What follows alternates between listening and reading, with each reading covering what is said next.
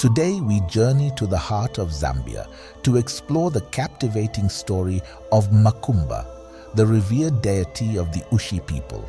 Makumba is not just a god, but a powerful symbol intertwined with the identity, history, and spiritual life of the Ushi. His tale is one shrouded in mystery, awe, and supernatural wonder. From his mythical origins to his role in pivotal historical events, Makumba's influence has been profound and enduring. He is a figure around whom legends are woven, a guardian spirit whose presence commands respect and reverence. Welcome to Myths and History, the podcast where we delve into the fascinating legends and historical tales that have shaped cultures across the world. In this episode, we will uncover the origins of Makumba, explore the traditions and beliefs surrounding him, and recount the incredible stories that demonstrate his power and significance.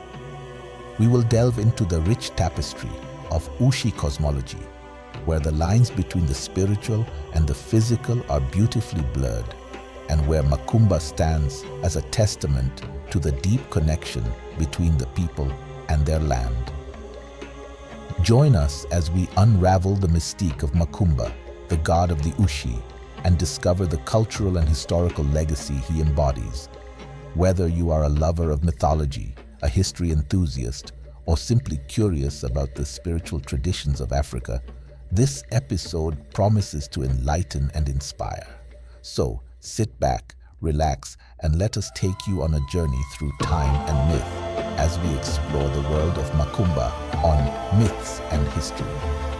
Ushi cosmology. Before delving into the role, function, and importance of Makumba, the god of the Ushi people, it is crucial to understand the Ushi's perspective on cosmology and their place within it. Like many other Zambian ethnic groups, the Ushi exhibited very little external evidence of their religious beliefs and practices. They had no temples or large conspicuous shrines, yet religion permeated every aspect of their lives.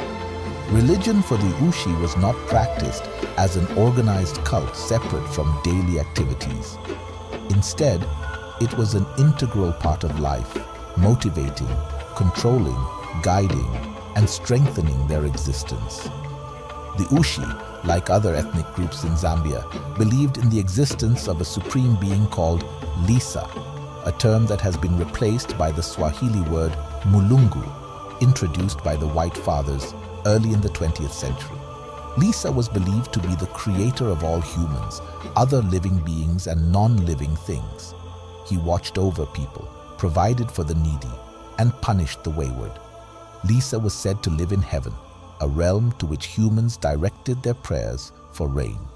Ultimately, Lisa was seen as transcendent and incomprehensible. In Ushi land, everything owed its existence to Lisa, and all events were attributed to his actions, even if the reasons were often mysterious. While Lisa was acknowledged and thanked for rain, sunshine, fertility of the land, good crops, and successful hunting and fishing, he was not prayed to directly. Instead, the Ushi people offered sacrificial prayers to spirits, who they believed mediated between them and Lisa. These prayers were conveyed through different intermediaries: personal and family ancestral spirits, clan spirits, and the spirits of headmen and chiefs, collectively known as Imipashi, wandering natural spirits, Ingulu, and Makumba, who was considered synonymous with a high god, second only to Lisa in importance. The Ushi religion was based on oral transmission, preserved in people's minds, oral histories, shrines, cultural practices, and rituals. Unlike many other religions, Ushi traditional religion had no founders, prophets, spiritual leaders, or reformers. The ancestors formed the backbone of Ushi traditional religion, considered part of the community of the living and playing an essential role in communal affairs. Now let us focus on Makumba. Makumba's power was prominently displayed during several critical historical moments. During the Lunda invasions, for instance, some Lunda troops used guns with gunpowder to create a large bang, instilling fear and panic among the Ushi. Many Ushi scattered into the bush to escape, and those who remained were easily defeated, captured, or killed. The Ushi chief fled with Makumba, pursued by Kazembe troops. To prevent Makumba's capture, the chief threw himself and Makumba into a crocodile pool in the Mansa River. While the chief drowned and disappeared, Makumba miraculously floated to the surface, astonishing the Lunda troops. Despite their efforts, the Lunda could not lift Makumba from the water, eventually giving up and taking captives back to the Luapula Valley. A severe drought followed them, forcing Kazembe to send messengers with offerings to Makumba. After prayers and sacrifices, the messengers were given fertile seeds, which produced good crops, ending the drought. The Ushi were never attacked by the Lunda again. During the Yeke invasion in the 1870s, the Yeke, armed with firearms, easily defeated the Ushi and took many captives. When they tried to seize Makumba, they found they could not move it. Attempts to burn the shrine also failed, as a sudden heavy rain extinguished their fire. Astonished, the Yeke fled, pursued by the Ushi, and never attacked again.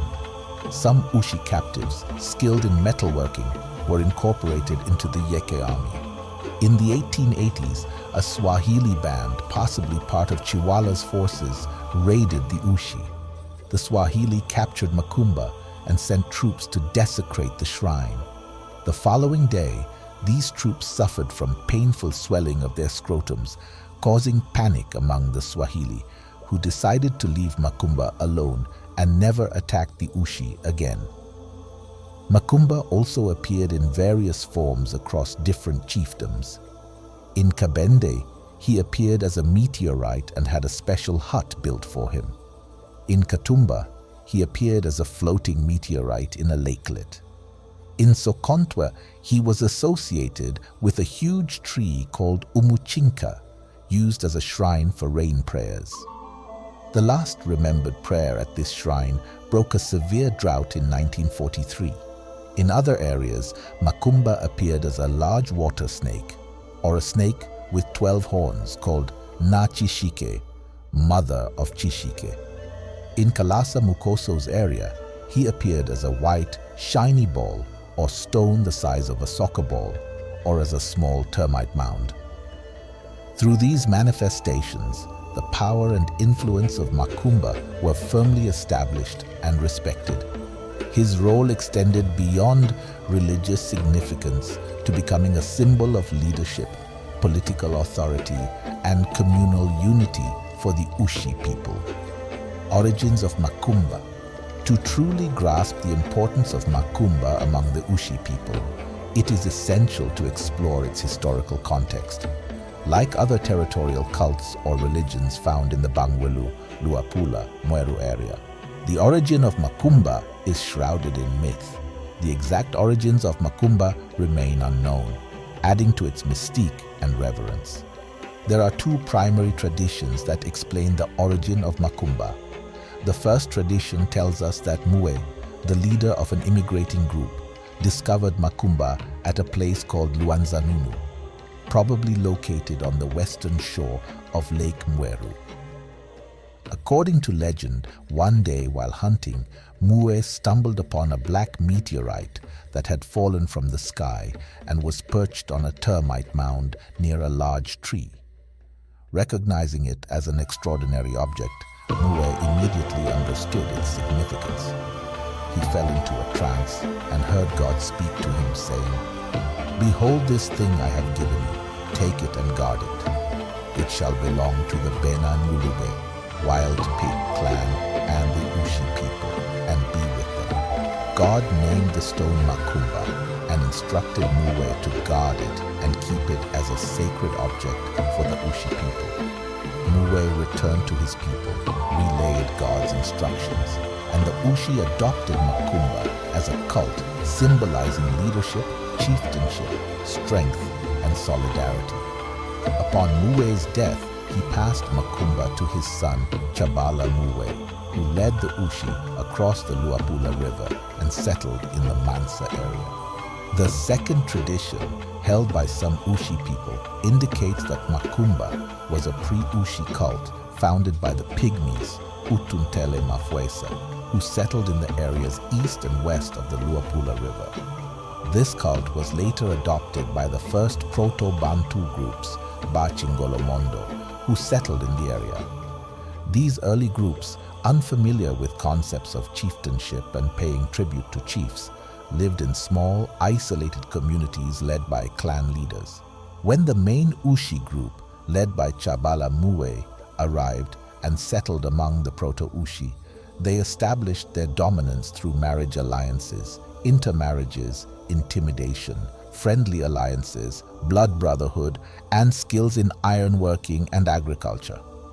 The Ushi gradually absorbed these earlier groups, gaining religious power and aligning the Makumba cult with their political and economic structures. Some groups resisted the new status quo and the tribute cycle. Those who resisted were punished, killed, or driven into remote areas such as the Bangwulu swamps and marshes. The Ushi referred to these migrants as the Batwa. The Batwa carried variants of the Makumba cult with them, establishing shrines in their new settlements. Similar developments occurred in other parts of the Luapula Mweru area. For instance, the Bwilile settled in the Luapula Valley and the marshes along the shores of Lake Mweru, where they found autochthons, primarily pygmies, and gradually took over political, religious, and economic power. After gaining control of the area along the Mansa River and its tributaries, Chabala Muwe divided the territory among his 27 sons and nephews. They spread from Chinama on the west bank of the Luapula, which became part of Belgian Congo, to the western shores of the lake, the marshes, and the swamps. Some chiefs, led by Mwanakomba, moved south to claim the area around the eastern and northern part of the lake, later identifying as Benanumbo. Another group, led by Mwelwan Sakanya Musonda and his brother, settled in an area they named Kabende, and part of the western shore, becoming Bena Kabende. The marshes to the south of the lake were occupied by the Unga and Batwa people. These new migrants asserted themselves through friendships, blood brotherhood, intermarriages, raids, and wars, gradually claiming political control over the Batwa. Years later, a hunter found a strange shiny object believed to be Makumba. This object was revered, clothed in feathers, and kept in a clay house, continuing the tradition of Makumba as a symbol of leadership, spiritual power, and cultural unity for the Ushi people. Makumba's abode. Makumba, a sacred stone of great significance, was carefully preserved in a specially crafted basket made of bamboo. This basket was not just any ordinary container. It was a masterpiece designed to reflect the reverence and power associated with Makumba. The stone itself was wrapped in the skins of a python, a creature symbolizing strength and mystique. To further enhance its majesty and to conceal it from plain view, the top of the basket was adorned with numerous feathers from the secretary bird, known locally as Umungomba in singular and Mingomba in plural.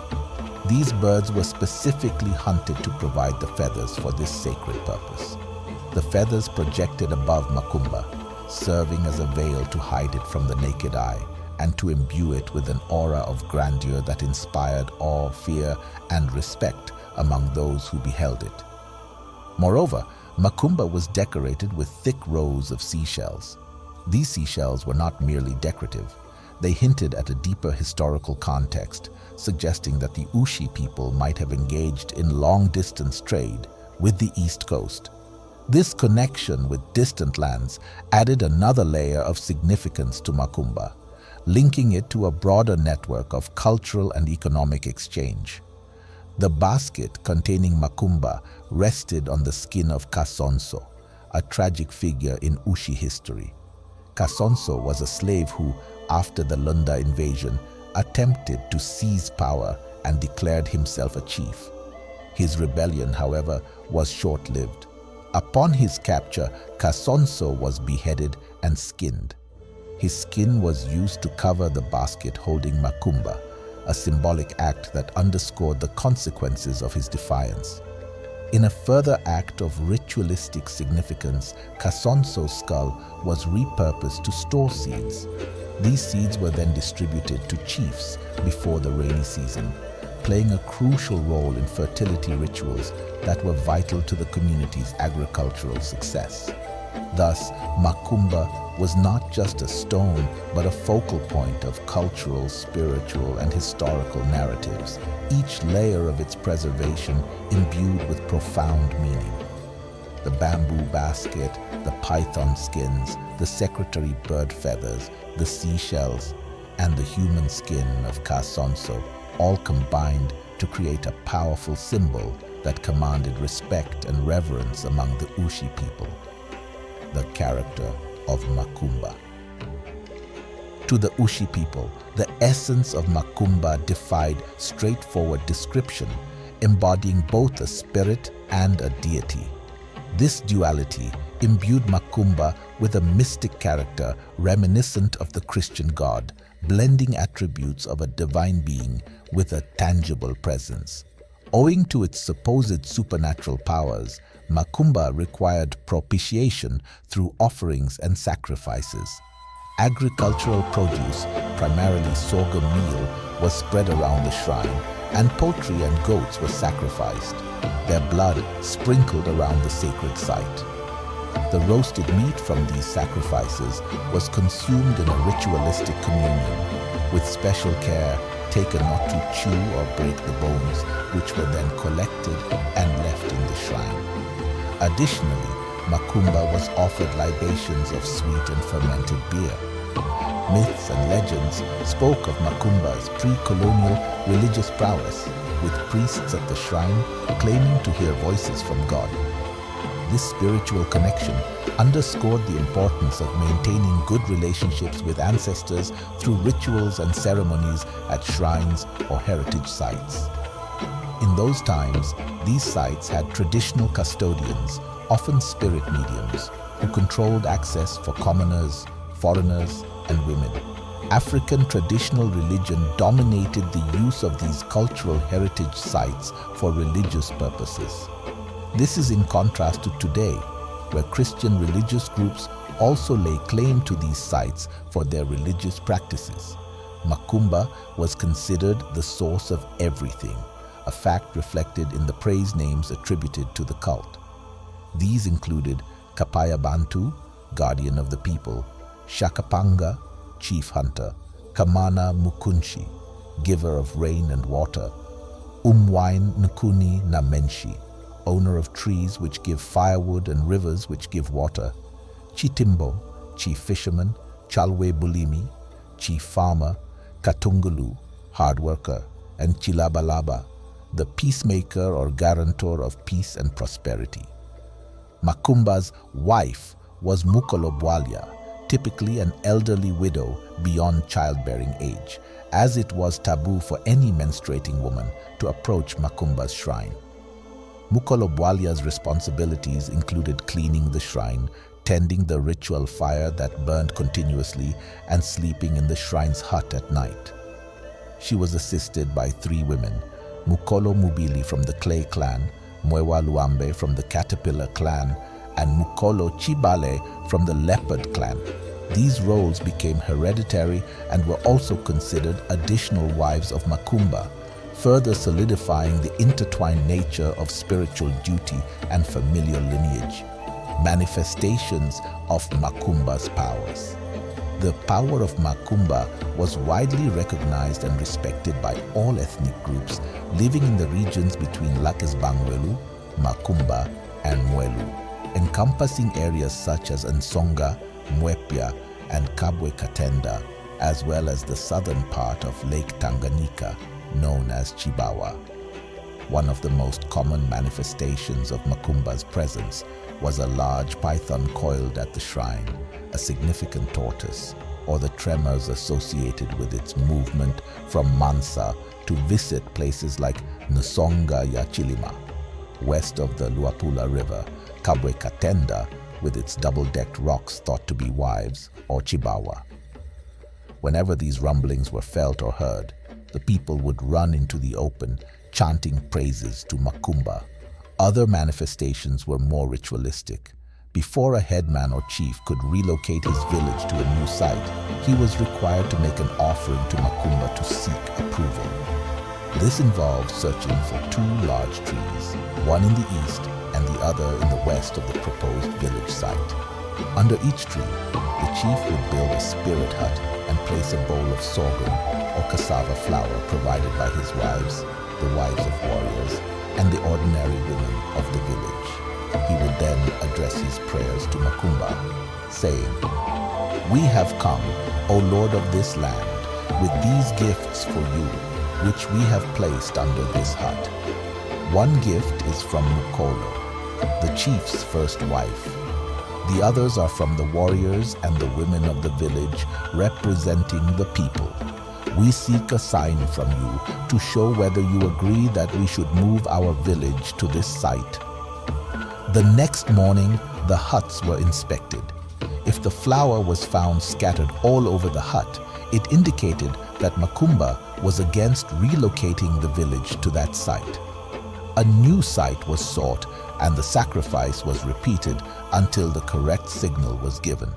If all attempts failed, the village remained in its original location until another attempt was made later. Just before the beginning of the rainy season, all chiefs sent representatives to Makumba's shrine with offerings to seek blessings for soil fertility and a good harvest. These offerings included sorghum meal, white kaolin or clay soil, impemba, white beads, poultry, livestock, and various foodstuffs such as dried cassava roots, peanuts, beans, assorted vegetables, mushrooms, honey, wild fruits, fish, and liquids like sweet and fermented beverages. These items were collected from all households in the community. Once all the representatives were gathered, one of the priests would recite a prayer seeking favor from Makumba, ensuring the community's prosperity and well-being. Before we talk about Makumba's manifestation of power, please don't forget to subscribe to our podcast, like this episode, and share it with your friends and family. Your support helps us continue to uncover the myths and histories that shape our world. Makumba's power at work.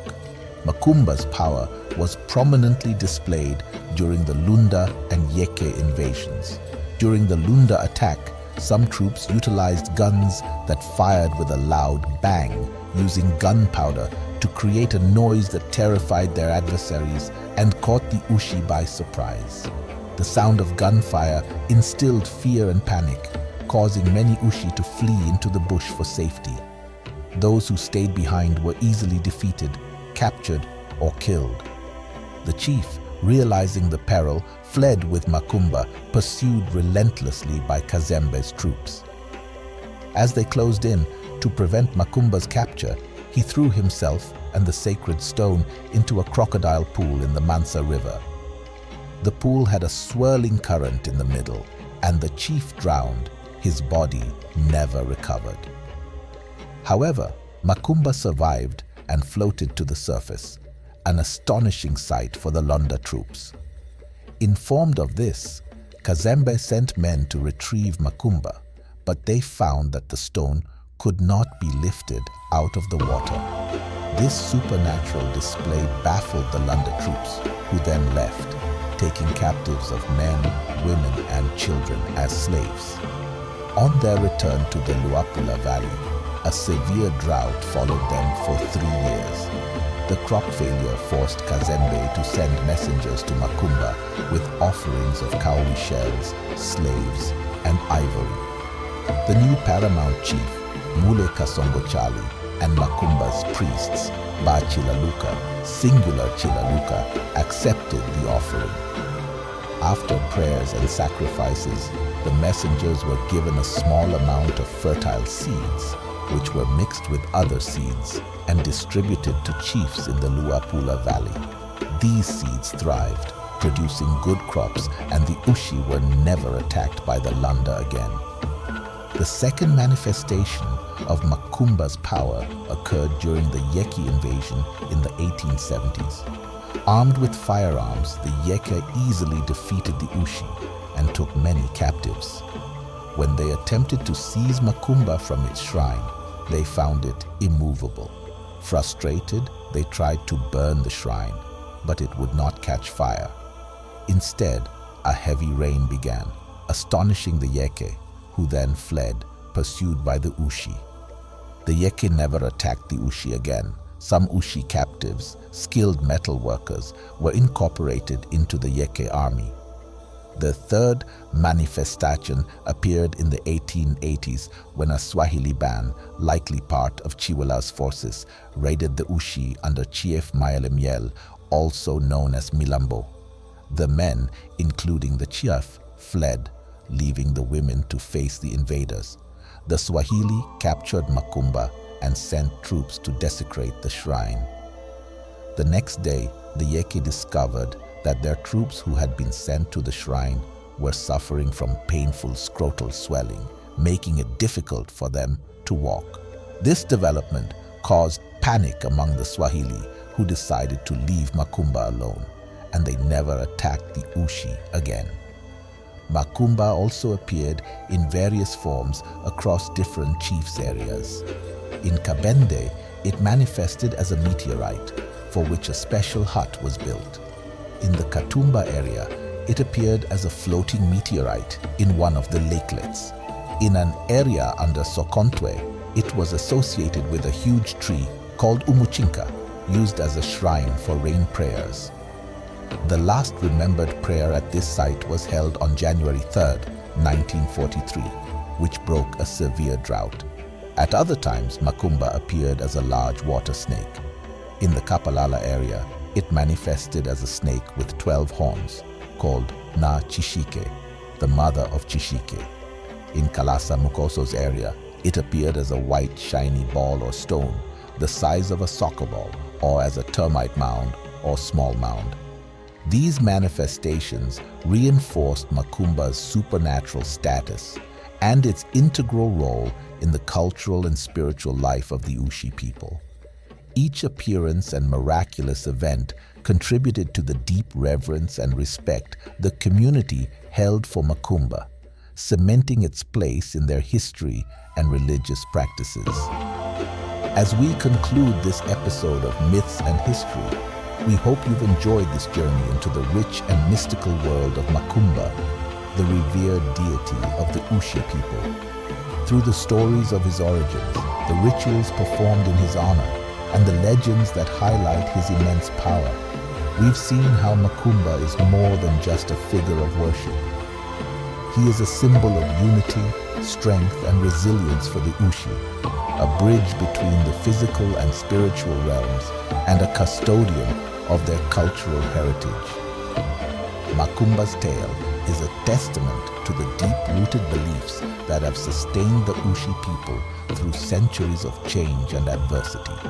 His presence in their lives is a reminder of the enduring power of faith, tradition, and community. From the awe-inspiring myths of his supernatural interventions to the sacred rituals that continue to be practiced, Makumba's legacy is a vibrant thread woven into the fabric of Ushi society. As we've explored, the reverence for Makumba underscores the profound respect the Ushi have for their ancestors, their land, and the interconnectedness of all things. It is a story that resonates with universal themes of devotion, protection, and the search for meaning in a world full of mysteries. Thank you for joining us on this exploration of Makumba. We hope it has sparked your interest and appreciation for the rich cultural tapestry of the Ushi people. Don't forget to subscribe to our podcast, like this episode, and share it with your friends and family.